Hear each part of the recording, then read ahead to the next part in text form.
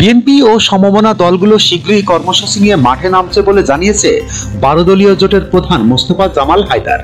শনিবার 11 জানুয়ারি বিএনপির সঙ্গে বৈঠক শেষে তিনি একথা জানান। মোস্তফা জামাল বলেন, আমরা শীঘ্রই নতুন কর্মসূচি নিয়ে মাঠে নামছি।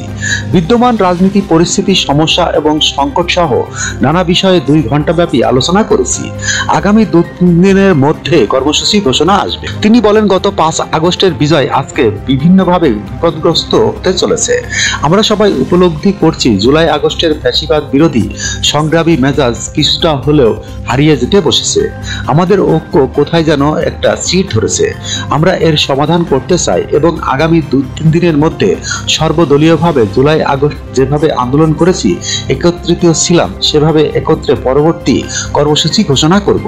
জনজীবনের বিরাজমান যে সমস্যা, দ্রব্যমূল্যের কষাঘাত ও নির্বাচন সংক্রান্ত যে কুহেলিকা, সেই ভিন্ন কথাবার্তা ও ধ্রুমজাল, এ সমস্ত সুনির্দিষ্ট ব্যাখ্যা আমরা প্রদান করব। এ সময় নজরুল ইসলাম খান বলেন, জুলাই আগস্টের আন্দোলনের এক দফা একটা অংশ আমরা অর্জন করতে পেরেছি। আরেকটা অংশ হলো গণতন্ত্র পুনঃপ্রতিষ্ঠা। আমরা সবাই জানি গণতন্ত্র পুনঃপ্রতিষ্ঠা মানে হলো দেশে গণতন্ত্র শাসন প্রতিষ্ঠা। সেই শাসন প্রতিষ্ঠা হয় একটা জাতীয় সংসদ নির্বাচনের মাধ্যমে।